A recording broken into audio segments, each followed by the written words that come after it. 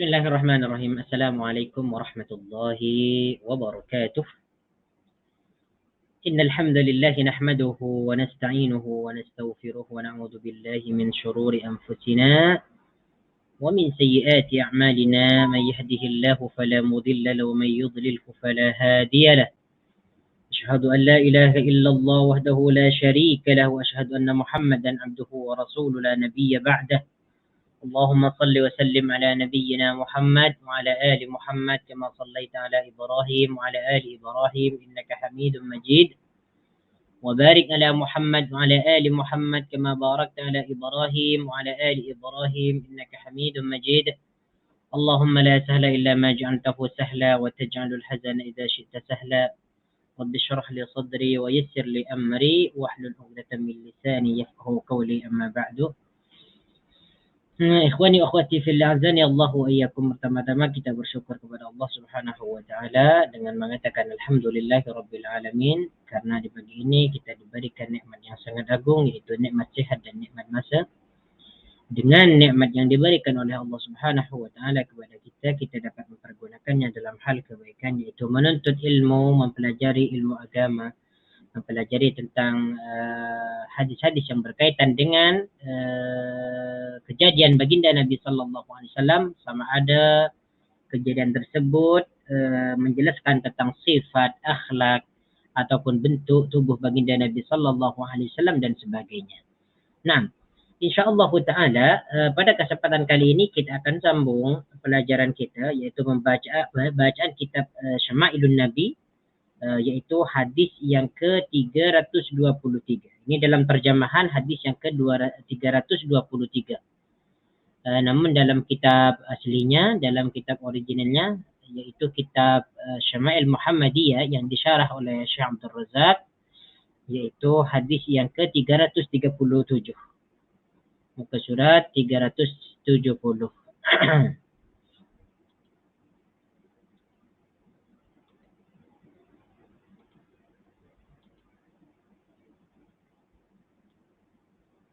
Nah, hadis yang ke-337 ini masih lagi menjelaskan tentang sifat tawadhu baginda Nabi sallallahu alaihi wasallam. Di mana hadis yang ke-337 ini merupakan hadis yang dibawakan oleh Anas bin Malik, yang merupakan sahabat pembantu baginda Nabi sallallahu alaihi wasallam. Anas bin Malik mengatakan, An Anas bin Malik qala Rasulullah sallallahu alaihi wasallam, "Law hudiya ilayya qura'un laqabiltu wa law du'itu alaihi la ajabtu." Daripada Anas bin Malik, dia berkata bahwasanya baginda Nabi sallallahu alaihi wasallam bersabda, "Law hudiya ilayya qura'un laqabiltu." Jika aku diberikan hadiah satu betis kambing, laqabiltu, maka aku akan terima. Perkataan qura'un di sini maknanya adalah betis kambing. Al-qura' huwa ma duna ar-rukbati min as-saqi. Qura' itu artinya adalah bagian bawah lutut, yaitu betis. Itu disebut qura'. Ya, itu disebut qura', betis kambing. Ini merupakan kesukaan baginda Nabi sallallahu alaihi wasallam apabila beliau makan kambing. Beliau mengambil bagian betis, terutamanya bagian depan. Ya, terutamanya bagian depan sebagaimana yang sudah dijelaskan pada hadis sebelumnya. Jadi kata baginda Nabi sallallahu alaihi wasallam, siapapun yang menjemput aku untuk makan kambing bagian betis, maka aku akan terima. Siapapun yang menjemput yang memberikan hadiah aku akan terima, kata baginda Nabi sallallahu alaihi wasallam. Walau du'itu alaihi la'ajabtu. Jika ada seseorang ataupun apabila aku dijemput untuk makan betis kambing, la'ajabtu, maka aku akan pergi. Ya, maka aku akan memenuhi jemputan tersebut.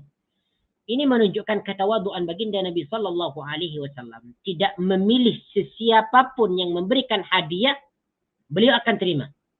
Yang penting bukan sedekah ataupun zakat. Ya. Siapapun yang mengundang baginda Nabi sallallahu alaihi wasallam, beliau akan memenuhi undangannya, akan memenuhi jemputannya. Ini menunjukkan baginda Nabi sallallahu alaihi wasallam sangat tawadhu, tidak memilih, ya, tidak memandang siapa yang mengundang, siapa yang menjemput. Adakah dia sahabat sahabat yang sahabat yang kaya ataupun sahabat yang miskin, ya, ataupun perempuan lelaki, siapapun yang memberikan hadiah, yang menjemput baginda Nabi sallallahu alaihi wasallam akan diterima dan akan dipenuhi jemputannya, ya. Jadi menunjukkan ketawaduan baginda Nabi sallallahu alaihi wasallam. Kemudian kita pindah pergi kepada hadis berikutnya, yaitu hadis yang ke-338 dalam terjemahan hadis yang ke-324. 324. Hadis ini dibawakan oleh Jabir bin Abdullah. An Jabir qala, ja'ani Rasulullah sallallahu alaihi wasallam, laisa birakibi baghlin wala birdaunin. Tengok ni. Bagaimana baginda Nabi sallallahu alaihi wasallam itu berkunjung kepada rumah sahabat. Kata Jabir bin Abdullah, baginda Nabi sallallahu alaihi wasallam pernah mendatangi rumahku, laisa birakibi baghlin, yaitu dalam keadaan tidak menaiki hewan bagal. Hewan bagal ini merupakan peranakan antara keledai dengan kuda. Itu disebut dengan hewan bagal. Ya, dia tidak tinggi, tidak terlalu besar dan tidak terlalu kecil, pertengahan lah. Ini disebut hewan bagal. Jadi ketika baginda Nabi sallallahu alaihi wasallam mengunjungi, menziarahi Jabir bin Abdullah, beliau itu jalan kaki. Jalan kaki. Tidak menaiki hewan bagal. Wala birzaunin, dan tidak pula menaiki kuda. Kuda birdaun. Apa ini maksud kuda birdaun ni? Yaitu kuda Turki. Kalau tengok dalam terjemahan ni, dia kuda Turki. Intinya kuda lah.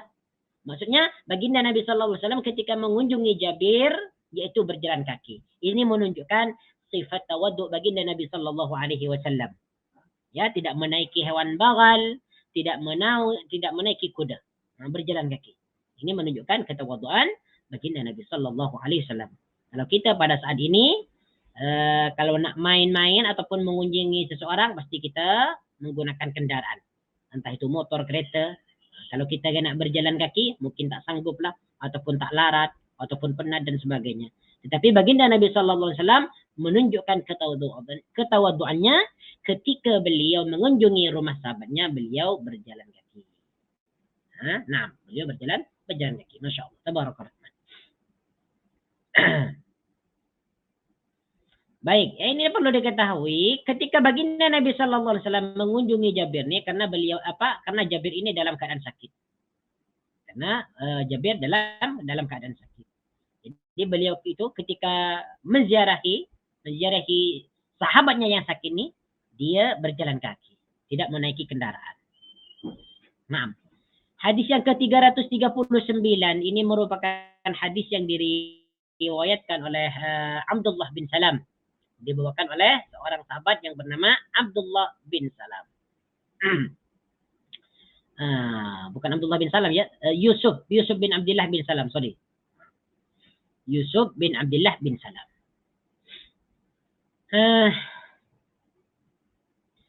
An Yusuf bin Abdullah bin Salam qala, sammani Rasulullah sallallahu alaihi wasallam Yusuf wa aq'adani fi hijrihi wa masaha ala ra'si. Ini tengok ni. Bagaimana baginda Nabi sallallahu alaihi wasallam itu menerima semua kalangan. Tengok. Kata Yusuf bin Abdullah bin Salam, sammani Rasulullah. Baginda Nabi sallallahu alaihi wasallam memberi nama aku Yusuf.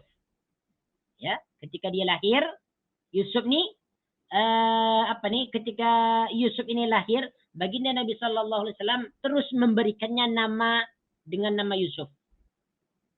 Wa aq'adani fi hijrihi, dan mendudukkanku di pangkuannya. Jadi ketika itu mungkin ayahnya atau ibunya membawa Yusuf ini ke hadapan baginda Nabi sallallahu alaihi wasallam untuk diberikan nama. Lalu baginda memberikan nama dengan nama Yusuf. Setelah diberikan nama, Yusuf tersebut diambil dan diletakkan di pangkuannya. Ya, diletakkan di pangkuannya. Ya, setelah diletakkan di pangkuannya, wa masaha ala ra'si, kata Yusuf, beliau mengusap kepalaku. Ini menunjukkan kasih sayang baginda Nabi sallallahu alaihi wasallam kepada seorang anak kecil, kepada seorang bayi. Nah, ini tidak memilih orang lah, entah itu anak raja ke, anak sahabat ke, ataupun cucu-cucunya sendiri ke, anak orang lain pun dia ambil, letakkan di hadapan pangkuannya, kemudian diusaplah. Kemudian diusaplah kepalanya. Nah, ini menunjukkan baginda Nabi sallallahu alaihi wasallam tawaddu. Ya, tawaddu, tidak pernah memilih seseorang. Ya, tidak pernah memilih seseorang. Semuanya sama. Ya, semuanya sama. Ini sifat baginda Nabi sallallahu alaihi wasallam dan ketawadduannya. Masya Allah, tabaraka rahman. Ini perlu ditirulah bagi kita nih. Baik, dalam hadis tersebut, wal mashu 'ala ar-ra'si fihi mulatifatun wa mu'anisatun lis-shaghir. Ya. Baginda Nabi sallallahu alaihi wasallam mengusap kepala sahabat tersebut, ya, mulatifatun wa mu'anisatun lis-shaghir, karena menunjukkan kelembutannya dan kasih sayangnya kepada anak kecil.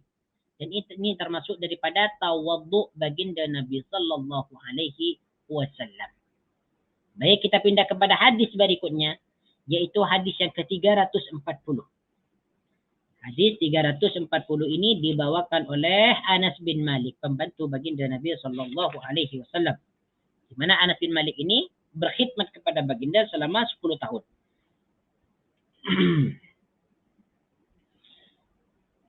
An Anas bin Malik anna Rasulullah sallallahu alaihi wasallam hajja ala rahlin rassin wa qatifatin kunna nara thamanaha 4 دراهم فلما استوت به راحلته قال لبيك بحجة لا سمعة فيها ولا رياء. Nah, hadis ini sudah dijelaskan pada pada minggu sebelumnya tentang hajinya baginda Nabi sallallahu alaihi wasallam. Cuman hadis ini juga menunjukkan ketawaduan baginda Nabi sallallahu alaihi wasallam. Kata Anas bin Malik, sesungguhnya baginda Nabi sallallahu alaihi wasallam hajja ala rahlin rassin wa qatifatin, yaitu mengerjakan haji sambil duduk di atas pelana yang sangat usang beralaskan kain beldu. Jadi pada suatu hari itu baginda Nabi melakukan haji dalam keadaan duduk di atas pelana yang sudah usang, yang sudah lama, beralaskan kain baldu saja. Ini menunjukkan ketawaduan baginda Nabi sallallahu alaihi wasallam. Dia tidak duduk di atas sofa yang sangat lembut ataupun duduk di atas di atas tempat yang sangat comel cantik, tapi beliau duduk di atas pelana yang sudah usang, yang beralaskan kain baldu. Ini menunjukkan ketawaduan baginda Nabi sallallahu alaihi wasallam. Kunna nara samanaha 4 دراهم. Kata Anas bin Malik dan sahabat yang lain, kami mengira bahwasanya harga pelana yang usang yang beralaskan kaki baldu tersebut yaitu lebih kurang 4 dirham. Jadi harganya tuh lebih kurang 4 dirham. Ya. Falamma stawat bihi rahilatuhu qala, apabila tunggangan baginda sedia bergerak, ya, beliau berkata, labbaika bihajjatin la sum'ata fiha wa la riya'ah. Jadi apabila tunggangan baginda sedia bergerak, baginda berdoa, ya Allah, labbaika. Ya Allah, aku menyambut panggilanmu. Artinya labbaika itu adalah menyambut panggilanmu, labbaika. Bihajjatin la sum'ata fiha wa la riya'a, dengan haji yang tidak mengandungi sifat sum'ah. Apa sifat sum'ah? Memperdengar-dengarkan amalan. Ya, diceritakan kepada orang saya gini, saya haji ini, haji itu, supaya diceritakan kepada orang lain, supaya disampaikan kepada orang lain lagi. Itu disebut sum'ah. Sedekah diceritakan kepada orang lain, kemudian diceritakan kepada orang lain dan sebagainya, supaya orang lain tahu. Itu disebut dengan sum'ah. Wala riya'a, dan tidak mengandungi riya'. Nah, riya' ini agar dilihat orang, amalan dia agar dilihat orang. Nah, itu riya'. Kedua sifat ini antara sum'ah dan riya merupakan sifat tercela. Apalagi riya. Nah, riya ini merupakan salah satu perbuatan yang sangat besar dosanya. Tergolong pada syirik. Walaupun syirik kecil. Nanti ketika di akhirat, orang yang sering berbuat riya ketika di dunia, kata Allah Subhanahu wa taala kepada mereka, "Idhabu ila alladhina kuntum tura'una fid dunya, fahal tajidu lakum jazaa'a." Pergilah kepada orang yang kamu perbuat riya dulu. Apakah kamu mendapatkan balasan daripada mereka? Makanya kita berlindung kepada Allah Subhanahu wa taala agar kita ini dijauhkan daripada sifat riya di dalam amalan kita, terutama dalam haji ataupun puasa ataupun sholat dan sebagainya. Karena suatu amalan yang dilakukan karena riya itu tidak ada artinya di mata Allah Subhanahu wa taala, melainkan amalan kita akan dicampakkan nanti di yaumil qiyamah. Wal iyadu billahi taala min dzalik. Oke, sekarang kita pindah, kita pergi kepada hadis berikutnya, hadis yang ke-341, masih lagi menjelaskan tentang sifat tawadhu baginda. Macam mana sifat tawadhu baginda Nabi sallallahu alaihi wasallam. Baik.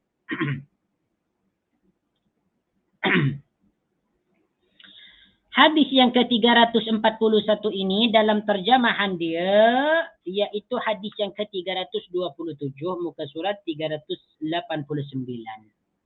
Nah, kata Anas bin Malik. Ini masih lagi riwayat Anas bin Malik. Banyak nih cerita banyak hadis yang diriwayatkan oleh Anas bin Malik. Sebab Anas bin Malik ini merupakan pembantu baginda Nabi sallallahu alaihi wasallam. Jadi dia banyak tahu hal lah tentang baginda ni, tentang perbuatannya, perkataannya, sifatnya, akhlaknya. Banyak tahu. Ya. An Anas bin Malik anna rajulan khayyatan da'a Rasulullah sallallahu alaihi wasallam faqarraba minhu saridan alaihi dubba'un qala فكان رسول الله صلى الله عليه وسلم يأخذ الدباء وكان يحب الدباء. Tengok ni. Kata Anas bin Malik bahwa sesungguhnya ada seorang lelaki tukang jahit baju. Ini tengok ni. Ada seorang sahabat tukang jahit baju. Da'a Rasulullah sallallahu alaihi wasallam, menjemput baginda Nabi. Menjemput untuk makan lah. Bukan hanya menjemput saja. Bukan hanya sekedar menjemput datang ke rumahnya, tetapi menjemput untuk makan. Faqarraba minhu saridan alaihi dubba'un. Maka dihidangkanlah kepada beliau roti sarid. Roti sarid ini adalah roti yang dicampur dengan daging. Itu disebut dengan sarid. Nah, itu dicampur dengan sarid. Ini merupakan makanan orang-orang terdahulu lah. Ya. Dan baginda Nabi sallallahu alaihi wasallam juga menyukai roti sarid ini. Roti yang dicampur dengan daging, ya, dengan daging. Alaihi dubba'un, dan juga ada sayur labu. Nah, sayur labu ini memang kesukaan baginda lah. Sayur labu. Jadi orang tersebut menghidangkan kepada baginda Nabi sallallahu alaihi wasallam roti yang dicampur dengan daging, kemudian ada juga sayur labu. Nah, karena dia tahu bahwasanya baginda ini menyukai makanan ini. Jadi dihidangkannya ini. Dihidangkan makanan ini. Qala, kemudian Anas bin Malik berkata, "Fakana Rasulullah sallallahu alaihi wasallam ya'khudud duba." Maka kemudian baginda Nabi sallallahu alaihi wasallam makan sayur labu. Mengambil sayur labu tersebut. Wa kana yuhibbud duba'a, dan beliau itu menyukai sayur labu. Sayur labu ya, sayur labu. Naam, sayur labu. Baik, apa yang boleh kita ambil daripada hadis ini? Yang pertama, anna rajulan khayyatan da'a Rasulullah. Tukang jahit baju. Ini mengundang baginda Nabi sallallahu alaihi wasallam. Jadi maksudnya siapapun yang menjemput ataupun mengundang baginda Nabi sallallahu alaihi wasallam untuk makan di rumahnya, maka baginda akan mendatanginya. Maka baginda akan mendatanginya, akan memenuhi jemputannya. Kemudian yang kedua di sini, yang baginda Nabi makan adalah ad-duba, sayur labu. Karena baginda sangat suka sayur labu. Nah, sebagaimana disebutkan pada hadis sebelumnya, yaitu hadis yang berkaitan dengan lauk. Lauk yang dimakan oleh baginda Nabi Sallallahu Alaihi Wasallam. Ini sudah dijelaskan. Banyak, diantaranya sayur labu, apalagi tambikai. Ini masih banyak lagi. Boleh tengok lagi dalam hadis sebelumnya. Kalau nak tirukan baginda lah. Qala Sabit berkata, salah seorang rawi daripada hadis ini berkata, Fasami'tu Anasan yaqul, aku mendengar Anas berkata. Ya. Jadi kata Sabit yang salah satu periwayat hadis ini berkata, Fama suni'a li ta'amun aqdiru ala ayyusna'a fihi dubba'un illa suni'ah. Karena Anas bin Malik ni dia selalu meniru apa yang dikerjakan oleh baginda Nabi Sallallahu Alaihi Wasallam termasuk makanan dia. Jadi kata Anas bin Malik, ya. Kata Anas bin Malik, tidak disediakan untukku suatu makanan yang aku mahu supaya dimasakkan labu di dalamnya, melainkan ia akan dibuat. Ini kata Anas bin Malik. Ya. Kemudian kita pindah kepada hadis berikutnya, yaitu hadis yang ke-342. Dalam terjemahan hadis yang ke-328. Hadis ini merupakan hadis yang dibawakan oleh Amrah. Ya, Amrah. Ya, dia bertanya kepada Aisyah, "An Amrata qalat, qila li Aisyah, ماذا كان يعمل رسول الله صلى الله عليه وسلم في بيته؟ قالت كان بشرا من البشر يفلي ثوبه ويحلب شاته ويخدم نفسه." Nih. Tengok bagaimanakah sifat tawadhu baginda Nabi sallallahu alaihi wasallam. Beliau seperti manusia atau sahabat yang lainnya. Amrah ini bertanya kepada Aisyah radhiyallahu anha, kepada istri baginda. Kata Amrah, "Maza kana ya'malu Rasulullah fi baitihi?" Wahai Aisyah, apakah yang dilakukan oleh baginda Nabi ketika beliau berada di rumahnya? Adakah beliau tidur ke, santai ke, tidak berbuat sesuatu apapun, ataupun beliau buat gini dan gitu? Qalat, Aisyah menjawab, "Kana basharan minal bashar." Baginda Nabi sama seperti orang lain. Apa yang dilakukan orang lain, beliau juga lakukan. Yang merupakan aktiviti sehari-hari, beliau juga lakukan. Kana basharan minal bashar. Tidak ada bezanya dengan orang-orang lain. Manusia juga berbuat gini dan itu. Yafli saubahu. Nih tengok nih. Nah, ini perbuatan Nabi nih. Pekerjaan Nabi ketika berada di dalam rumah. Yafli saubahu, menjahit bajunya. Menjahit. Dijahit sendiri. Bukan istrinya yang menjahit. Bukan pembantunya Anas yang menjahit. Bukan anaknya Fatimah yang menjahit. Dijahit sendiri. Yafli saubahu. Inilah baginda Nabi Sallallahu Alaihi Wasallam. Padahal beliau itu adalah Nabi. Seorang Rasul. Seorang yang paling baik akhlaknya. Paling mulia. Punya pembantu. Punya istri. Punya anak. Akan tetapi baginda Sallallahu Alaihi Wasallam sangat tawaddu. Merendahkan diri. Ya, beliau menjahit bajunya dengan tangan beliau sendiri. Bukan dengan tangan orang lain. Masya Allah. Tabaraka Rahman. Yafli saubahu. Ketika berada di dalam rumah. Tetapi tak selalunya lah. Tak selalunya. Kalau dia nak jahit, beliau nak jahit baju, beliau jahit sendiri. Wa yahlubu syatahu. Ketika beliau berada di dalam rumah, wa yahlubu syatahu, dan beliau memerah susu kambing. Ya. Beliau sendirilah yang memerah susu kambing. Bukan pembantunya, bukan anaknya, bukan istrinya. Inilah ketawaduan baginda Nabi Sallallahu Alaihi Wasallam. Dia bekerja seperti mana orang lain bekerja.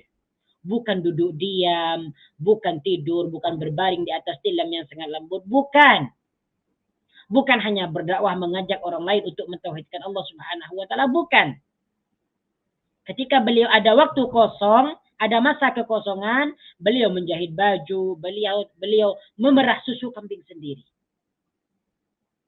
Ini aktiviti beliau ketika berada di dalam rumah. Wa yakhdumu nafsahu. Nah, tengok ni. Wa yakhdumu nafsahu. Beliau menyiapkan keperluan baginda sendiri. Apa yang diperlukan oleh baginda ni disiapkan sendiri, termasuk bajunya, pakaiannya, makanannya, disiapkan sendiri seperti mana orang lain buat.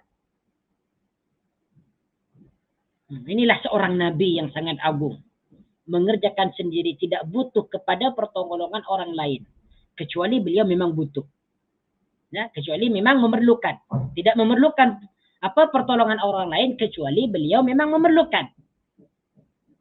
Wa yakhudumu nafsahu. Masya Allah, tabaraka rahman. Ini menunjukkan sifat kerendahan baginda Nabi Sallallahu Alaihi Wasallam ketika beliau berada di dalam rumah sama dengan sahabat yang lain. Menjahit baju, memerah susu, kemudian mempersiapkan keperluannya untuk diri beliau sendiri. Ini patut ditirulah oleh kita. Ya? Sekaya apapun kita, sehebat apapun kita, setinggi apapun derajat kita, ya, setinggi apapun kekuasaan kita, tirulah baginda Nabi Sallallahu Alaihi Wasallam. Karena kita ini manusia biasa. Ya, di mata Allah Subhanahu Wa Taala manusia semuanya sama. Yang tidak sama adalah ketakwaannya sahaja. Nah, ini merupakan hadis yang paling terakhir yang menjelaskan tentang tawadhu baginda Nabi Sallallahu Alaihi Wasallam. Nah, sekarang kita pergi kepada tajuk berikutnya, yaitu tajuk yang ke-48, babu ma jaa fi khuluqi Rasulillah sallallahu alaihi wasallam. Masya-Allah. Ini tajuk yang sangat indah sekali, menjelaskan tentang akhlak baginda Nabi sallallahu alaihi wasallam. Ini banyak hadisnya nih yang menjelaskan tentang akhlak baginda Nabi sallallahu alaihi wasallam.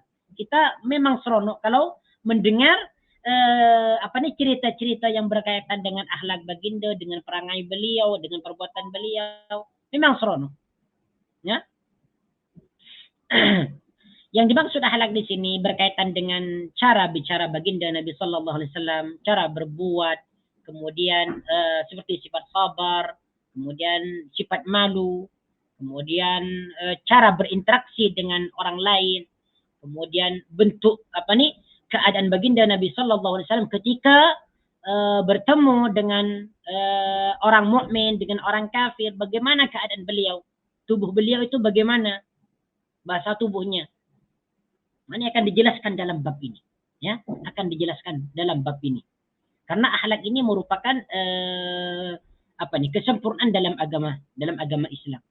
Baginda Nabi Sallallahu Alaihi Wasallam tidak hanya diutus untuk menyebarkan tidak hanya diutus untuk mendakwah agar manusia itu bertauhid kepada Allah, beriman kepada Allah, ya, mengerjakan syariat dan sebagainya, tetapi baginda Nabi Sallallahu Alaihi Wasallam diutus ke dunia ini untuk menyempurnakan agama, untuk menyempurnakan akhlak. Sebagaimana hadis yang diriwayatkan oleh Imam Bukhari dalam Adabul Mufrad dan juga Imam At-Tirmidzi, "Innama bu'istu liutammima makarimal akhlak atau mahasinal akhlak." Sesungguhnya, kata baginda Nabi, sesungguhnya aku ini diutus untuk menyempurnakan akhlak. Untuk menyempurnakan akhlak. Dulu ketika masa jahiliyah nih, orang-orang musyrikin atau orang-orang kafir nih, mereka nih berbeza. Ada yang berperangai baik, ada yang berperangai buruk. Yang berperangai baik nih dia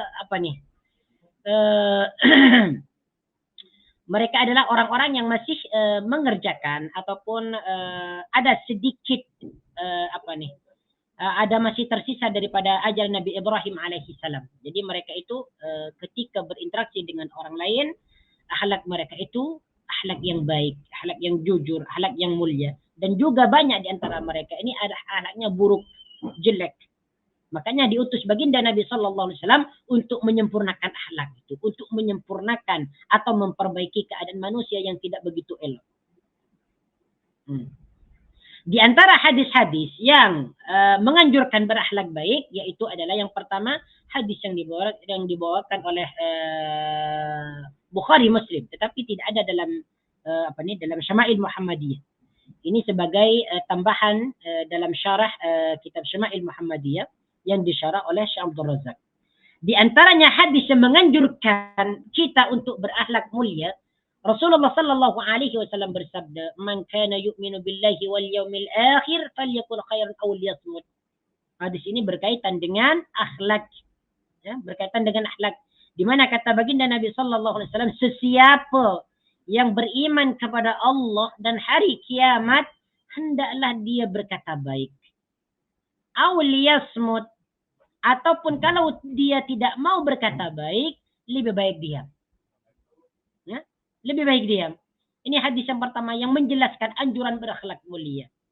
Jadi akhlak itu termasuk daripada kesempurnaan iman. Kemudian yang kedua, hadis yang menunjukkan anjuran berakhlak mulia. Kata baginda Nabi sallallahu alaihi wasallam dalam hadis yang diriwayatkan oleh Imam At-Tirmidzi, ya, daripada hadisnya Ali bin Al-Husain, baginda Nabi sallallahu alaihi wasallam bersabda, "Inna min husni islamil mar'i tarkuhu ma la ya'nihi."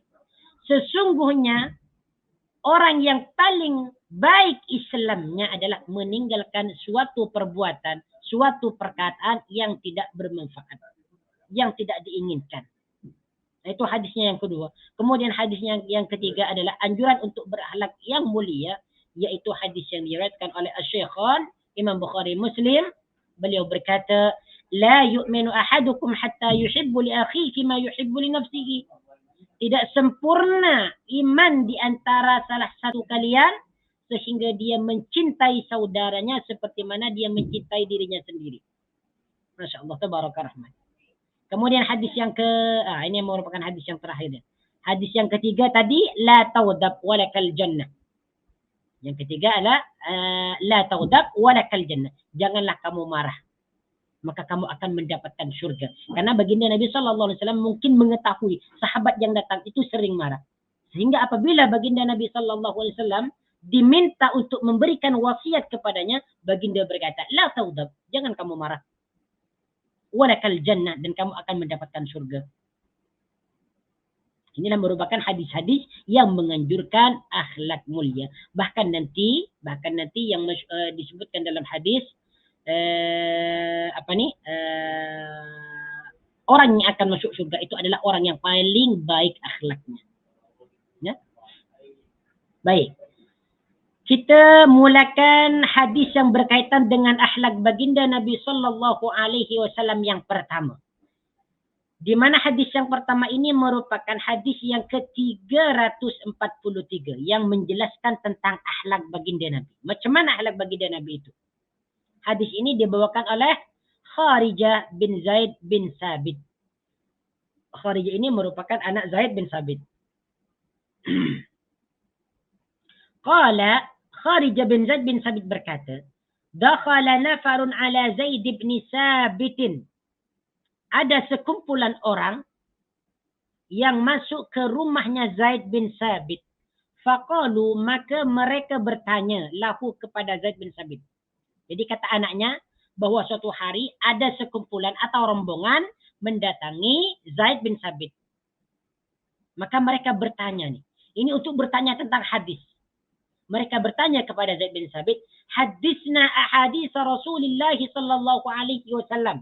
Kata mereka, "Wahai Zaid bin Sabit, tolong ceritakan kepada kami, sampaikan kepada kami hadis-hadis yang menjelaskan tentang baginda Nabi sallallahu alaihi wasallam." Mungkin hadis yang dimaksud adalah hadis yang berkaitan akhlak baginda. Apa jawaban Zaid bin Sabit? "Madza uhadditsukum?" Apa yang aku nak ceritakan kepada kalian ni? "Kuntu jarahu fakana idza nazala alaihi alwahyu ba'atha ilayya fakatabtuhu lahu." Jadi kata Zaid bin Sabit, "Kuntu jarahu." Aku ini merupakan sahabat yang dekat dengan baginda Nabi. Aku ni jiran Nabi, paling dekat. Fakana idza nazala alaihi, apabila turun wahyu kepadanya, ba'atha ilayya, beliau menyuruh seseorang atau mengutus seseorang kepadaku, fakatabtuhu lahu, agar aku menuliskan wahyu tersebut. Jadi setiap datang wahyu kepada baginda Nabi Sallallahu Alaihi Wasallam, Nabi meminta seseorang untuk memberitahukan kepada Zaid bin Sabit. Sehingga Zaid bin Sabit itu dapat menuliskan wahyu yang diturunkan kepada baginda. Nah itu. Fakunna idza dzakarna dunya dzakaraha ma'ana. Nah, kata Zaid bin Sabit, ketika kami berbicara tentang dunia, dzakaraha ma'ana, maka baginda Nabi Sallallahu Alaihi Wasallam juga membicarakan bersama kami tentang dunia itu. Maksudnya adalah ketika Zaid bin Sabit ini berkumpul dengan para sahabat, dengan Nabi Sallallahu Alaihi Wasallam, mereka berbicara tentang dunia, maka baginda Nabi Sallallahu Alaihi Wasallam juga menyambung pembicaraannya. Jadi baginda Nabi menjelaskan tentang dunia itu, bahwasanya dunia itu sangat hina, tidak berarti apa-apa di hadapan Allah Subhanahu wa Ta'ala. Dijelaskan semua, dunia gini dan gini. Bahkan disebutkan dalam sebuah hadis tentang keadaan dunia ini di mata Allah Subhanahu wa Ta'ala tidak berarti. Ya? Tidak berarti ataupun tidak sama harganya dengan seekor nyamuk. Sebagaimana disebutkan dalam hadis yang diriwayatkan oleh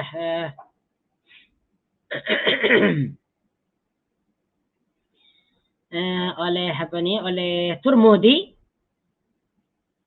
Baginda Nabi Sallallahu Alaihi Wasallam bersabda, "Walau kanatid dunya ta'dilu 'inda Allah janaha ba'udatin, ma saqa kafiran minha syurbata ma'in." Inilah hakikat dunia yang sebenarnya. Jika dunia itu sama nilainya, ya, sama timbangannya, nilainya dengan sayap seekor nyamuk, ma saqa kafiran minha syurbata ma'in, maka Allah tidak akan memberikan minuman sedikit pun kepada orang kafir. Gini, jika dunia itu memang berarti, memang ada artinya, memang ada kualitinya di mata Allah Subhanahu wa Ta'ala, dengan seekor sayap nyamuk, maka Allah Subhanahu wa Ta'ala tidak akan memberikan minuman satupun kepada orang kafir. Ini menunjukkan bahwasanya dunia itu hina. Jangan terlalu hina. Jangan terlalu lena terhadap kelezatan dan kenikmatan dunia. Karena dunia itu akan menjerumuskan manusia kepada kepada kesesatan, kepada kemaksiatan dan sebagainya. Wa idza dzakarna al-akhirata dzakaraha ma'ana. Apabila kami berbicara tentang akhirat, dzakaraha ma'ana, baginda juga ikut serta membicarakannya bersama kami. Jadi maksudnya kata Zaid bin Sabit, ketika kami membicarakan tentang masalah akhirat, Rasulullah Sallallahu Alaihi Wasallam juga ikut serta berbicara tentang akhirat. Dan jadi dijelaskan akhirat seperti ini, akhirat adalah darul baqa, kemudian akhirat adalah ada surga, ada neraka dan sebagainya. Fakullu hadza wa idza dzakarna ta'ama dzakarahu ma'ana. Apabila kami membicarakan tentang makanan, dzakarahu ma'ana, baginda juga ikut serta membicarakan makanan. Jadi apa yang dibicarakan oleh sahabat itu, baginda juga berbicara. Maksudnya ikut serta berbicara, menyambung perkataan mereka. Fakullu hadza uhadditsukum an Rasulillah sallallahu alaihi wasallam.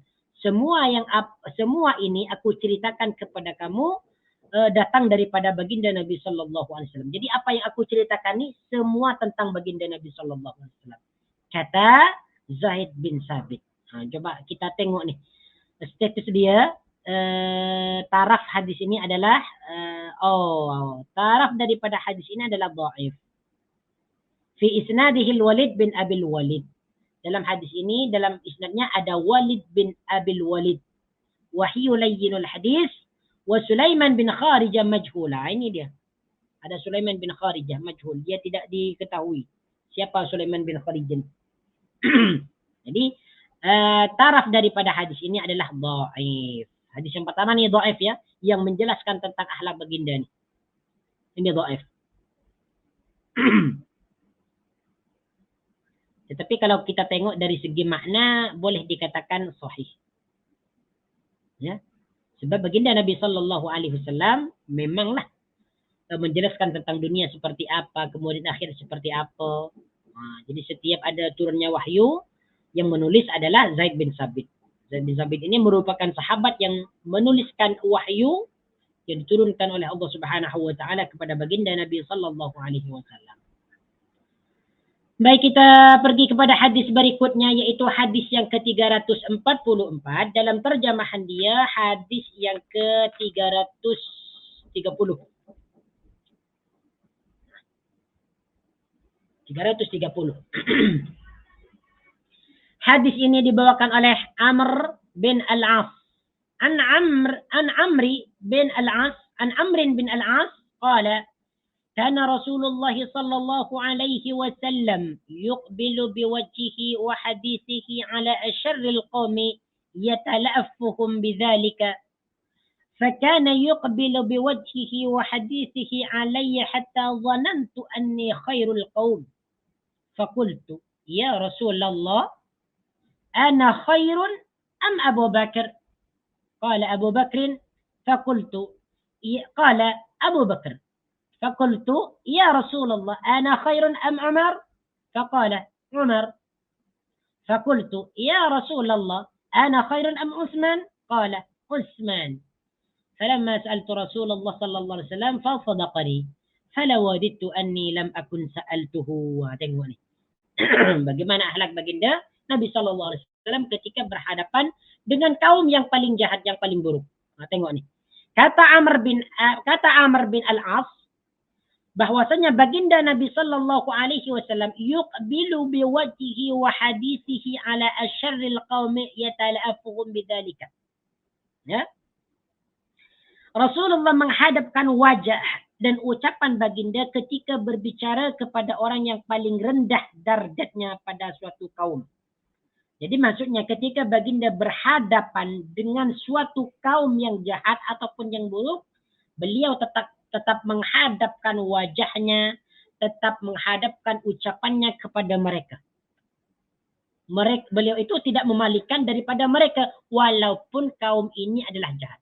Tetap beliau hadapi dengan muka yang ceria, dengan senyuman. Yatala'afuhum bidzalika, nih katanya.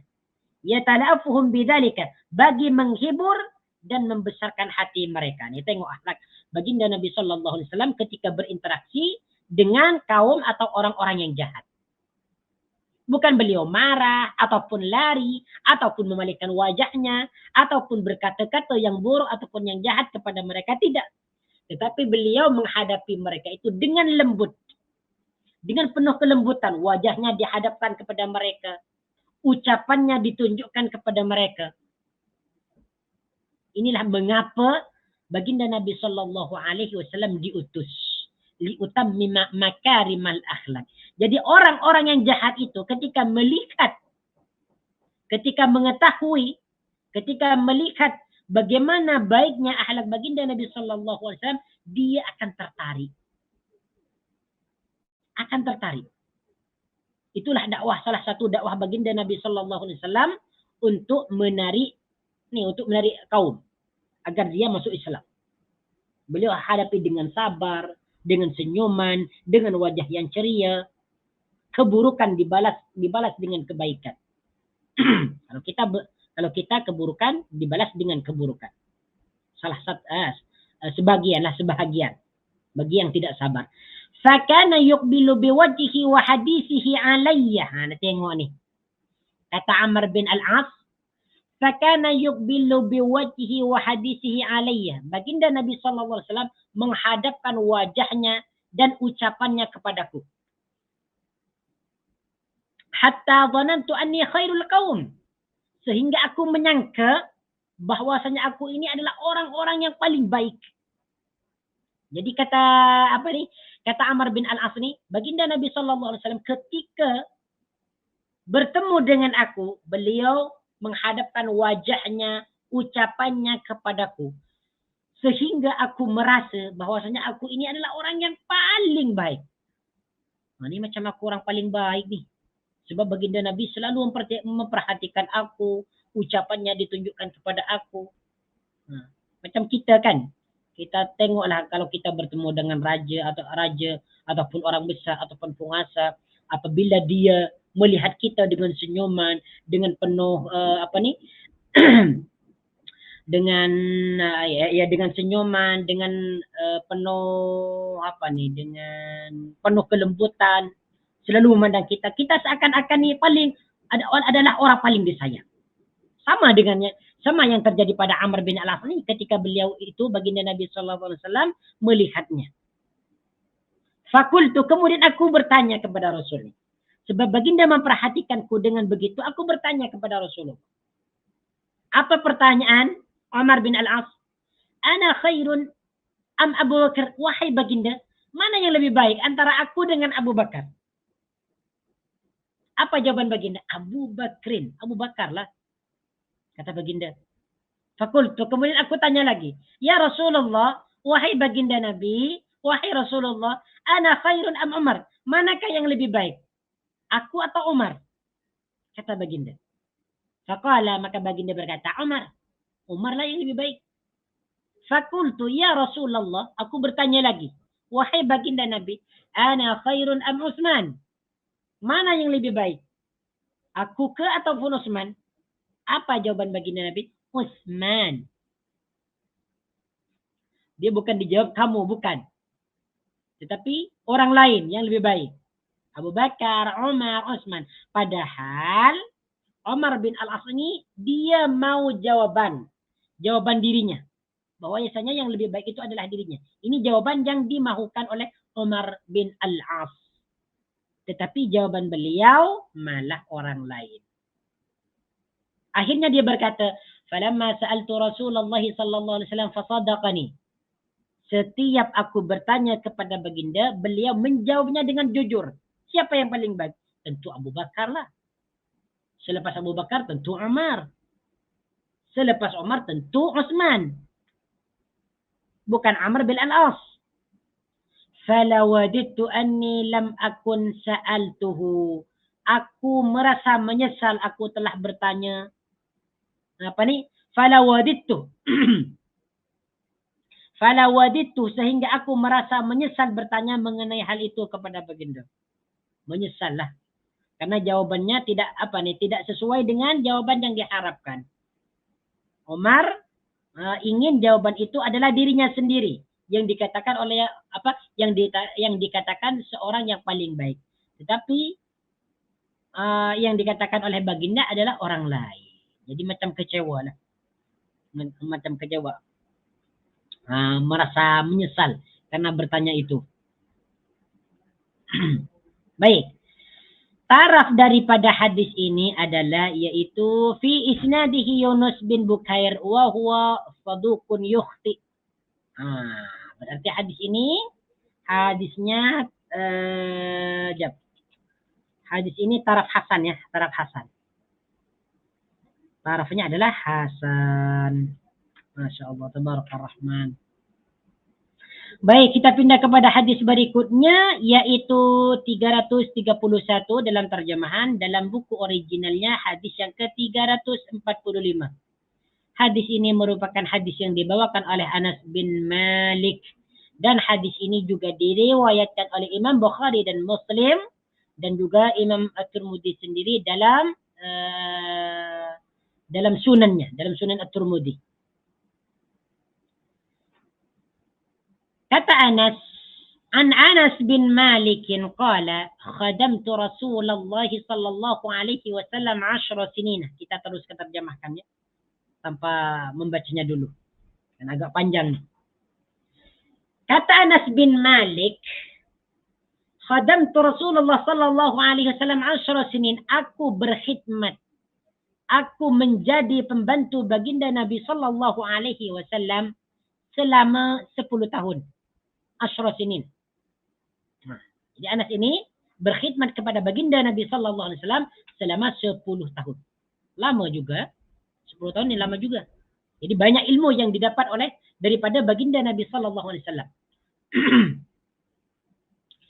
Fama qala li uffin qattu. Tengok ni.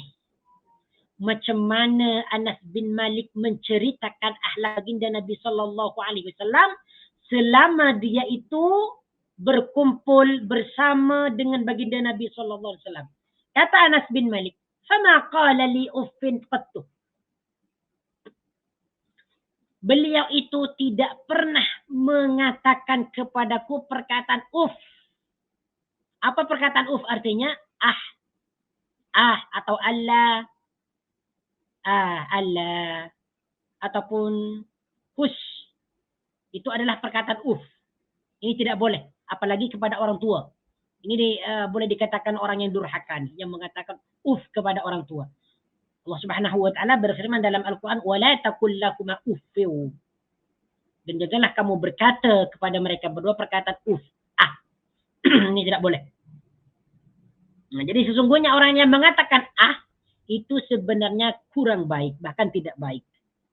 Allah, kamu nih, hush.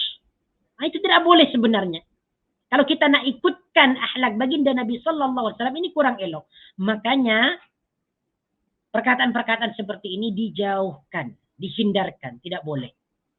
Nah, kalau kita nak ikutkan akhlak baginda Nabi ini, jadi kata Anas bin Malik, selama 10 tahun aku berkhidmat kepada baginda, tidak pernah aku dengar daripada lisan baginda perkataan Allah. Tidak pernah. Nah, ini mulianya akhlak baginda Nabi Sallallahu Alaihi Wasallam. Tidak pernah menyakiti hati seorang pun. Makanya kata baginda, innama bu'istu liutammima makarimal akhlak. Sesungguhnya aku diutus ini untuk menyempurnakan akhlak. Seseorang tidak akan dapat menyempurnakan akhlak seseorang apabila akhlaknya sendiri tidak sempurna. Nah, ini yang pertama. Nah, ini cerita Anas bin Malik selama berkhidmat 10 tahun dengan baginda. Yang pertama, beliau tidak pernah mengatakan perkataan Allah atau hush. Yang kedua, ini yang kedua nih.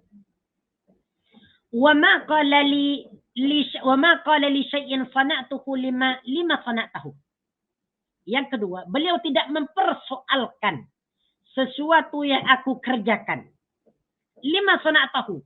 Kenapa kamu berbuat demikian? Jadi kata Anas bin Malik, ketika aku ini berbuat sesuatu, beliau itu tidak pernah menegur.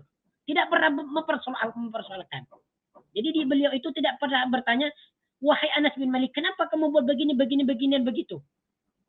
Tidak pernah mempersoalkan. Selagi perbuatan tersebut tidak melanggar syariat Islam. Nah, kecuali kalau perbuatan tersebut melanggar undang-undang atau melanggar syariat Islam, baru baginda Nabi Sallallahu Alaihi Wasallam akan menegur. Ini mungkin perbuatan-perbuatan yang mubah. Tidak pernah bertanya. Karena beliau itu tidak mau mencampuri urusan orang lain. Apa yang dia perbuat, kenapa dia tinggalkan sebagainya. Ini yang kedua nih. Jadi beliau itu yang kedua tidak pernah mempersoalkan apa yang diperbuat oleh Anas bin Malik. Yang ketiga, wala li syai'in taraktuhu lima taraktahu. Ini yang kedua. Yang ketiga, wala li syai'in taraktuhu lima taraktahu. Baginda tidak mempersoalkan sesuatu yang aku tinggalkan. Lima taraktahu. Kenapa kamu tinggalkan? Kenapa kamu tidak lakukan? Jadi maksudnya adalah ketika Anas bin Malik tidak berbuat seperti ini ataupun tidak berbuat itu, baginda tidak pernah bertanya. Diam dia. Membiarkan. Jadi beliau tidak bertanya, kenapa Anas bin Malik kamu tidak melakukan ini dan itu? Kenapa kamu meninggalkan ini? Tidak pernah bertanya. Ini hadisnya sahih. Riwayat Bukhari dan Muslim dan juga Imam Tirmidzi. Ini maksudnya baginda Nabi Sallallahu Alaihi Wasallam tidak suka mencampuri urusan orang lain. Yang orang lain kerjakan, beliau biarkan untuk kerjakan. Yang orang lain tinggalkan, beliau biarkan untuk dia tinggalkan. Selama perbuatan ini tidak melanggar agama, dibiarkan. Ini halak baginda Nabi Sallallahu Alaihi Wasallam yang ketiga. Yang keempat, tengok nih. Selama Anas bin Malik berkhidmat kepada baginda Nabi Sallallahu Alaihi Wasallam, kata Anas bin Malik, wa kana Rasulullah sallallahu alaihi wasallam min ahsanin nasi khuluqan. Masya Allah, tabarakar rahman. Kata Anas bin Malik, Rasulullah sallallahu alaihi wasallam merupakan manusia yang paling baik akhlaknya, paling agung akhlaknya, paling baik perilakunya, paling agung perangainya. Itulah baginda Nabi sallallahu alaihi wasallam. Kata Anas bin Malik, tidak ada seorang pun yang menandingi akhlak baginda Nabi sallallahu alaihi wasallam. Karena di sini kalimatnya Anas bin Malik berkata, min ahsanin nasi khuluqan. Paling baiknya manusia. Akhlaknya, perangainya, sifatnya, kepribadinya, personalitinya, dan sebagainya. Masya Allah. Tabarakallah. Ini yang keempat. Cerita Anas berkhidmat dengan Nabi Sallallahu Alaihi Wasallam selama 10 tahun. Ini yang keempat. Yang kelima. Wala masastu khazzan, wala hariran, ولا شيئا كان ألين من كف رسول الله صلى الله عليه وسلم. Ini kelembutan beliau lah. Kelembutan tubuh beliau. Wala masastu hazzan, dan aku tidak pernah menyentuh sutra. Sutra yang dicampur dengan lain. Nah, ini maksudnya sutra campuran. Wala masastu khazzan, dan aku tidak pernah menyentuh sutra campuran. Wala hariran, dan sutra murni. Wala syai'an, dan bukan benda yang lain, kana alyafa min kaffi Rasulillah sallallahu alaihi wasallam, yang lebih lembut daripada telapak tangan baginda Nabi sallallahu alaihi wasallam. Maksudnya adalah, kata Anas bin Malik, aku ni tidak pernah menyentuh sesuatu yang paling lembut, ya, kecuali tangan baginda Nabi sallallahu alaihi wasallam yang paling lembut. Lebih lembut daripada kain sutra, lebih lembut daripada kain yang lain. Masya Allah, tabarakar rahman. Ahlaknya lembut, ahlaknya baik, tangannya juga lembut. Masya Allah. Inilah kesempurnaan baginda Nabi Sallallahu Alaihi Wasallam. Jadi telapak tangan baginda ini lebih lembut daripada kain sutra. Kain yang paling lembut itu adalah kain sutra. Tetapi ada yang lebih lembut lagi daripada kain sutra. Apakah itu? Yaitu telapak tangan baginda Nabi Sallallahu Alaihi Wasallam. Macam mana kita nak tahu, nak merasakan kelembutan tangan baginda Nabi Sallallahu Alaihi Wasallam? InsyaAllah kita kalau ditakdirkan masuk syurga akan mengetahui macam mana kelembutan tangan baginda Nabi Sallallahu Alaihi Wasallam. Kemudian yang keenam, wala syamamtu misqan qattu wala itran kana atyaba min arakin Nabi Sallallahu Alaihi Wasallam. Ini salah satu daripada keistimewaan baginda Nabi Sallallahu Alaihi Wasallam ni. Wala syamamtu miskan, dan aku tidak pernah mencium bau misik, wala itran, dan wewangian ataupun minyak wangi, karena atyab min arakin Nabi sallallahu alaihi wasallam, yang lebih wangi yang lebih harum, yang lebih baik daripada peluh ataupun keringat baginda Nabi sallallahu alaihi wasallam. Apa nih maksudnya, tuan-tuan? Maksudnya adalah bahwasanya peluh ataupun keringat tubuh baginda Nabi sallallahu alaihi wasallam lebih wangi, lebih harum daripada minyak misik dan bau-bau yang lain. Ini salah satu keistimewaan baginda Nabi sallallahu alaihi wasallam. Jadi maksudnya adalah Nabi tidak bau harum. Peluhnya saja lebih harum daripada misik. Inilah mengapa ni isteri-isteri baginda Nabi sallallahu alaihi wasallam itu mereka tu sangat bahagia sekali mendapatkan seorang suami Nabi, akhlaknya baik, perangainya baik, walaupun beliau adalah orang yang sederhana, ya, beliau adalah orang yang sangat harum, dan ini disukailah oleh wanita. Masya-Allah, tabaraka rahman. Inilah 6 keadaan atau sifat baginda Nabi sallallahu alaihi wasallam, kata Anas bin Malik. Selama 10 tahun aku berkhidmat kepada baginda Nabi sallallahu alaihi wasallam, tidak pernah mendengarkan daripada mulut baginda Nabi sallallahu alaihi wasallam perkataan Tidak pernah menegur apa yang aku buat. Tidak pula pernah menegur apa yang aku tinggalkan. Kemudian baginda adalah orang yang paling baik akhlaknya. Kemudian tangan beliau adalah yang paling lembut daripada yang lain. Kemudian bau baginda Nabi sallallahu alaihi wasallam lebih wangi dan lebih harum daripada minyak misik dan bauan-bauan wangi yang lain. Ini hadisnya sahih diriwayatkan oleh Imam Bukhari dan Muslim. Allah karim, macam mana? Masya Allah, tabaraka rahman. Seakan-akan kalau kita ni membicarakan tentang halal baginda Nabi ni tidak dapat diungkapkan dengan perkataan dari saking mulianya, dari saking agungnya akhlak baginda Nabi sallallahu alaihi wasallam. Makanya merupakan kenikmatan yang sangat besar sekali apabila dapat bermimpi dengan baginda Nabi sallallahu alaihi wasallam, asalkan mimpinya tersebut merupakan mimpi yang benar yang sesuai dengan sifat-sifat yang dijelaskan dalam hadis. Walaupun kita tak mimpi, tak apalah. Yang penting kita boleh mengikuti apa yang beliau ajarkan. Itu yang paling penting. Kita tak boleh mimpi baginda Nabi sallallahu alaihi wasallam. Semoga kita dipertemukan dengan beliau di dalam syurga. Baik, kita pergi kepada hadis berikutnya, yaitu hadis yang ke-346. Kalau dalam terjemahan dia, hadis yang ke-332, hadis ini dibawakan oleh Anas bin Malik. Masih Anas bin Malik ya yang menceritakan tentang ini.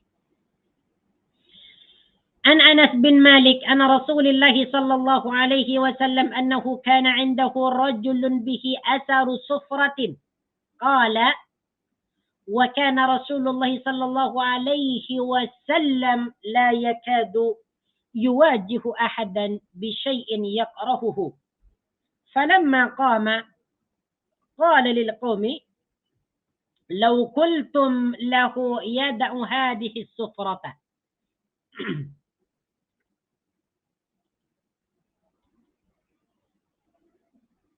Jadi kata Anas bin Malik daripada Rasulullah sallallahu alaihi wasallam bahwasanya, jadi Anas bin Malik menceritakan pada suatu masa annahu kana indahu rajulun bihi asaru sufratin. Pada suatu masa ada seseorang yang berada berdekatan dengan baginda Nabi sallallahu alaihi wasallam. Ada bekas sufra, za'faran seperti kunyit berwarna kuning oranye pada dirinya. Maksudnya pada suatu hari di samping baginda Nabi sallallahu alaihi wasallam ada seseorang lelaki yang memakai minyak wangian yang terbuat daripada za'faran. Di mana minyak tersebut warnanya kuning seperti kuningnya kunyit. Tapi baunya dia tidak begitu sedap lah. Tetapi warnanya sangat kelihatan minyak tersebut. Dan baginda Nabi sallallahu alaihi wasallam tidak begitu suka. Tidak begitu suka dengan ni. Dengan minyak wangi yang dipakai orang ni. Kemudian Anas bin Malik berkata, wa kana Rasulullah sallallahu alaihi wasallam la yakadu yuwajihu ahadan bi syai'in yakrahuhu. Baginda Nabi sallallahu alaihi wasallam hampir tidak pernah mengajak bicara atau menghadapkan wajahnya dengan seseorang ataupun menegur dengan ungkapan yang tidak disukai orang yang berkaitan. Maksudnya adalah walaupun baginda Nabi sallallahu alaihi wasallam tidak suka dengan minyak yang dipakai oleh orang tersebut, baginda tidak menegur di hadapan orang ramai. Tidak langsung ditegur. Karena mungkin kalau dia akan ditegur, orang tersebut tidak suka. Jadi baginda Nabi sallallahu alaihi wasallam menjaga dirinya, menjaga hatinya supaya dia tidak malu. Jadi baginda Nabi sallallahu alaihi wasallam membiarkan saja, tidak ditegur. Falamma qama, nah tengok ni. Falamma qama, apabila orang tersebut beredar, sudah pergi, qala lil qaumi, maka baginda berkata kepada sahabat, "Lau qultum lahu, jika kamu berkata kepada dia ni, yada'u hadhihi sufrata. Jika kamu berkata kepada dia, tinggalkanlah hadhihi sufrata, minyak sufrah ini." Maksudnya adalah kata baginda Nabi sallallahu alaihi wasallam kepada sahabat, jika kamu menyampaikan kepada orang tersebut untuk meninggalkan minyak sufrah ini adalah lebih baik. Nah, jadi baginda Nabi sallallahu alaihi wasallam meminta sahabat ni untuk menyampaikan kepada dia agar jangan sampai lagi menggunakan minyak tadi, minyak sufrah. Ya, karena minyak ini dikhususkan kepada wanita. Ya, sebab dia warnanya sebab dia mempunyai warnanya kuat, boleh dilihat oleh mata, tetapi dia baunya tidak kuat. Baunya tidak kuat sangat. Ini minyak untuk wanita. Minyak safrah yang dibuat daripada za'faran. Dan taraf daripada hadis ini adalah dhaif. Ya, dhaif. Karena di dalamnya terdapat Salman Al-Alawi. Wa huwa dhaifun, dan dia adalah perawi yang dhaif. Baik. Oke, di sini ada catatan. Sebagian ulama berpendapat hukum pakaian yang dicelup dengan za'faran atau sufrah adalah haram. Nah, nih. Kalau ada pakaian nih yang dicelup dengan za'faran atau sufrah, ada yang mengatakan haram. Di antara ulama ada yang mengatakan haram. Namun jumhur ulama berpendapat hukumnya makruh. Jumhur ulama mengatakan hukumnya makruh, tidak sampai haram. Makanya baginda Nabi SAW tidak menyukai minyak nih. Ataupun warna, ataupun bukan hanya minyak ya, tetapi ini juga berkaitan dengan warna. Kemudian hadis berikutnya adalah hadis yang ke-333. Dalam buku originalnya adalah hadis yang ke-347. Hadis ini dibawakan oleh Aisyah radhiyallahu anha. An Aisyah annaha qalat lam yakun Rasulullah sallallahu alaihi wasallam fahishan wala mutafahishan wala sakhaban fil aswaq wala yajzi bisayyi'ati sayyi'ata walakin ya'fu wa yasfah. Nah, ini tengok ni. Bagaimana akhlak baginda Nabi sallallahu alaihi wasallam. Kata Aisyah, baginda Nabi sallallahu alaihi wasallam adalah bukan seorang yang bersifat keji. Bukan orang keji lah beliau ni. Wala mutafahishan, dan tidak pernah bersikap keji. Tidak pernah bersikap keji. Selalu bersikap lemah lembut, baik kepada orang lain. Apabila bertemu dengan orang lain wajahnya ceria. Ya, membuat orang lain senang, happy, bergembira. Ya. Wala sahaban fil aswaq. Ini akhlak baginda. Wala sahaban, dan beliau tidak pernah menjerit ataupun berteriak di dalam pasar. Ini salah satu akhlak baginda. Tidak pernah berteriak. Tidak pernah berteriak di dalam pasar. Tidak pernah. Wala yajzi bisayyi'ati sayyi'atah. Dan baginda Nabi SAW tidak pernah membalas keburukan dibalas keburukan.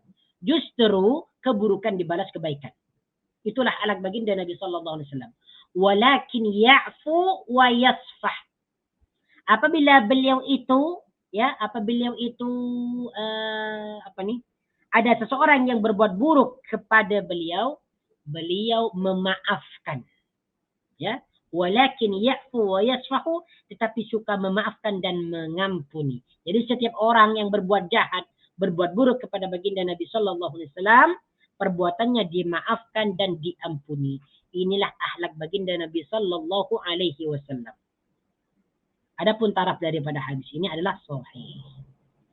Ya, jadi yang pertama dalam riwayat Aisyah, akhlak baginda Nabi sallallahu alaihi wasallam yang pertama, beliau bukan orang yang berbuat keji. Yang kedua, beliau tidak pernah berteriak di dalam pasar. Yang ketiga, beliau tidak pernah membalas kejahatan dengan kejahatan. Tetapi beliau itu memaafkan dan mengampuni perbuatan tersebut. Inilah akhlak baginda Nabi sallallahu alaihi wasallam yang seharusnya kita tiru. Padahal kita membalas sesuatu yang buruk dengan perbuatan yang buruk itu diperbolehkan. Allah Subhanahu wa taala berfirman dalam surah Syura ayat yang ke-40, wa jazaa'u sayyi'atin sayyi'atun misluha. Perbuatan buruk dibalas dengan perbuatan buruk. Tetapi memaafkan lebih baik, seperti mana Allah Subhanahu wa taala berfirman, "Faman 'afa wa aslaha fa ajruhu 'ala Allah, innahu la yuhibbudz zalimin." Sesiapa yang memaafkan dan berbuat kebaikan, maka pahalanya ditanggung Allah Subhanahu wa taala. Sesungguhnya Allah tidak menyukai orang-orang yang berbuat zalim. Baik, kita pergi kepada hadis berikutnya lagi nih. Masih lagi berkaitan dengan akhlak baginda Nabi sallallahu alaihi wasallam. Hadis ini dibawakan oleh Aisyah radhiyallahu anha, qalat ما ضرب رسول الله صلى الله عليه وسلم بيده شيئا قط إلا أن يجاهد في سبيل الله ولا ضرب خادما ولا امرأة. Nih tengok nih, perhatikan nih bagi kita nih. Perhatikannya bagi kita yang lelaki nih ataupun perempuan, tetapi majoriti yang berkaitan dengan hadis ini adalah lelaki. Ma daraba Rasulullah sallallahu alaihi wasallam, sebab yang sering mukul itu biasanya lelaki, bukan perempuan. Ma daraba Rasulullah sallallahu alaihi wasallam biyadihi syai'an. Masya-Allah tabarakar rahman. Rasulullah tidak pernah sekalipun menggunakan tangannya untuk memukul sesuatu apapun. Nah, tengok nih. Jadi baginda Nabi sallallahu alaihi wasallam selama hidupnya tidak pernah memukul apapun ataupun seorang pun, tidak pernah. Ya? Memukul anak ke, memukul istri ke, memukul orang lain ke, memukul jiran ke, memukul orang jahat ke, tidak pernah. Illa ayyujahida fi sabilillah. Ini pengecualian. Kecuali apabila berjihad di jalan Allah, itu perang. Nah, kalau perang memang memukul lah. Kalau tidak dipukul akan dipukul. Kalau tidak membunuh akan dibunuh. Baru kalau dalam perang, baginda Nabi sallallahu alaihi wasallam akan memukul, akan menggunakan tangannya untuk memukul lawan. Wala daraba khadiman wala imra'atan. Beliau tidak pernah memukul pembantu dan juga tidak pula memukul perempuan atau istrinya. Tidak pernah. Pembantunya tidak pernah dipukul. Istri-istrinya ataupun perempuan-perempuan yang lain tidak pernah dipukul. Inilah akhlak baginda Nabi sallallahu alaihi wasallam. Makanya kita jaga tangan kita nih, ya. Ini bukan apa nih. Tangan kita nih kita jaga. Jangan sampai memukul orang lain, apalagi memukul orang yang lemah ataupun memukul orang yang zalim sekalipun, kita jangan pukul. Kalau masih ada cara lain untuk menasihatinya, untuk memperbaikinya, kita berikan nasihat. Jangan kita memakai tangan kita. Apalagi sampai memukul pembantu. Ini pembantu ini banyak jasa dia. Menyiapkan makanan, cuci baju, membersihkan lantai dan sebagainya, banyak yang dia buat. Tapi kadang kala ada majikan yang berbuat jahat. Dia dipukul, ada yang disetrika dan sebagainya. Wal'iyudubillahi ta'ala. Ini merupakan perbuatan yang sangat keji, yang tercela dalam Islam. Wala mur'atan, jangan memukul seorang wanita, yaitu istrinya. Sebesar apapun masalah dalam rumah tangga itu, selesaikan dengan cara yang elok, yang bijaksana, bukan dengan cara memukul. Kecuali memang ada hal lain yang diperbolehkan. Inilah akhlak baginda Nabi sallallahu alaihi wasallam. Jadi selama Aisyah berkumpul dengan baginda Nabi sallallahu alaihi wasallam, hidup dengan baginda Nabi sallallahu alaihi wasallam, kata Aisyah, tangan beliau tidak pernah digunakan untuk memukul orang lain kecuali di dalam perang saja. Dan beliau tidak pernah memukul pembantu dan tidak pula pernah memukul istrinya. Ya, hadis ini diriwayatkan oleh Imam Muslim. Ini adalah hadis yang sahih. Baik. Hadis yang ke-349. Kalau dalam terjemahan hadis yang ke-335. Hadis ini masih lagi diriwayatkan oleh Aisyah radhiyallahu anha dan kualiti daripada hadis ini adalah sahih. An Aisyah qalat, "Ma ra'aitu Rasulullah sallallahu alaihi wasallam muntasiran min mazlamatin zulimaha qattu ma lam yuntahak min maharimillahi ta'ala syai'un. فإذا انتهك من محارم الله شيء كان من أشدهم في ذلك غضبا وما خير بين أمرين إلا اختار أيسرهما ما لم يكن مأثما." Nah, tengok nih. Macam mana baginda Nabi sallallahu alaihi wasallam menjaga dirinya agar dia tidak membalas terhadap perbuatan zalim orang lain. Kata Aisyah, aku tidak pernah melihat baginda Nabi sallallahu alaihi wasallam muntasiran min mazlamatin, yaitu membalas kezaliman yang menimpa diri baginda, ma lam yuntahak min maharimillahi ta'ala syai'un, selagi itu benar-benar tidak melanggar larangan Allah. Itulah baginda Nabi sallallahu alaihi wasallam. Walaupun beliau dizalimi, beliau tidak balas dengan kezaliman. Tidak dibalas. Beliau menahan dirinya agar tidak membalas perbuatan jahat tersebut. Selama perbuatan tersebut tidak melanggar syariat Islam. Kalau dia sudah keluar daripada jalur atau syariat, maka pun beliau itu akan membalasnya. Akan memberikan peringatan kepadanya. Ini tengok nih tulisan sambungan hadisnya. Faidan tuhika min maharimillahi syai'un, ya.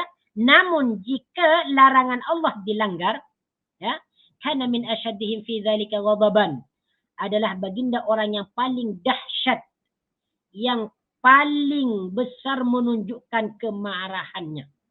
Ini tengok baginda nih. Apabila berlaku suatu kezaliman, maksudnya batasan-batasan Allah Subhanahu wa taala dilanggar, maka beliau ini merupakan orang yang paling marah. Tidak ada seorang pun yang paling marah daripada baginda Nabi sallallahu alaihi wasallam apabila syariat Allah Subhanahu wa taala itu dilanggar. Ini akhlak baginda Nabi sallallahu alaihi wasallam. Wa ma khayyara baina amrayn illa ikhtara aysarahuma ma lam yakun ma'saman. Apabila beliau itu dihadapkan dengan dua perkara keduniaan, ikhtara aysarahuma ma lam yakun ma'saman, maka beliau akan memilih yang paling mudah, yang paling senang di antara keduanya. Ma lam yakun ma'saman, selagi mana keduanya tersebut itu bukan merupakan perbuatan dosa.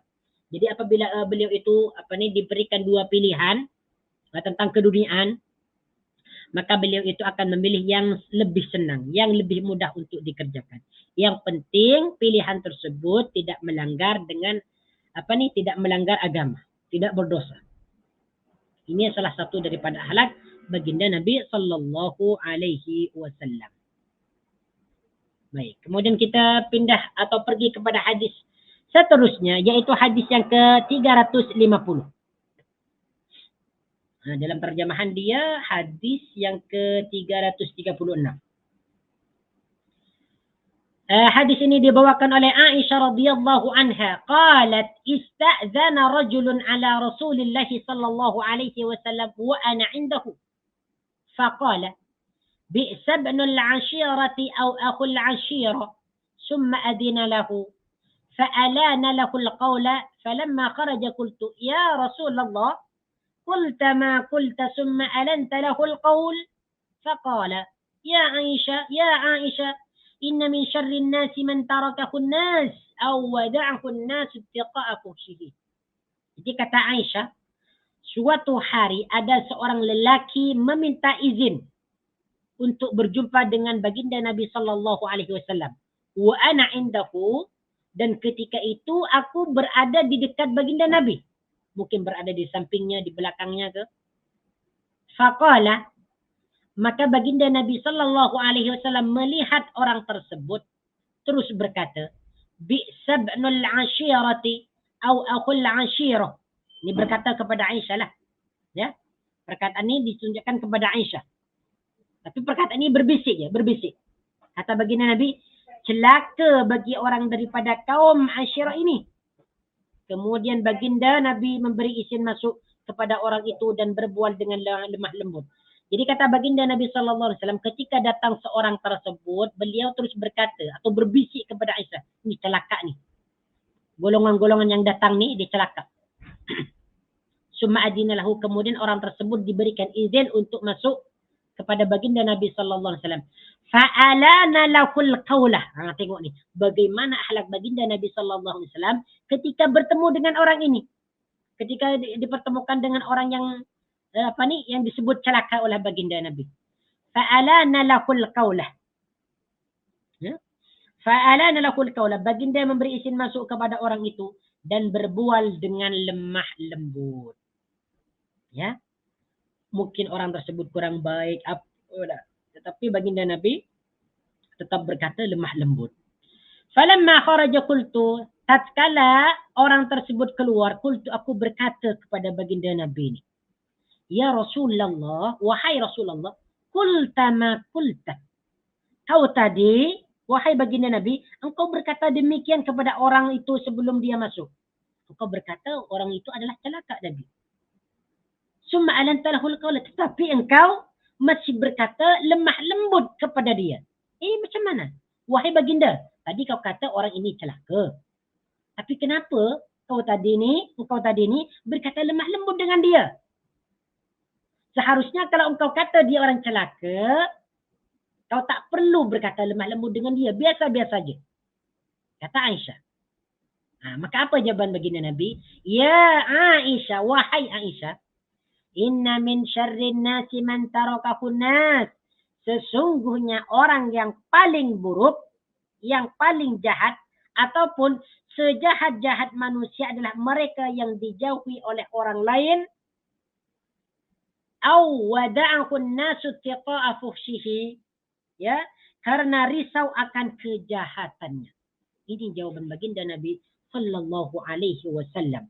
Jadi maksudnya dalam hadis ini, walaupun baginda Nabi sallallahu alaihi wasallam berjumpa ataupun bertemu dengan orang yang berperangai buruk, yang akhlaknya buruk, ya, yang pekerjaannya atau perbuatannya buruk, tetapi baginda Nabi sallallahu alaihi wasallam tetap berakhlak mulia.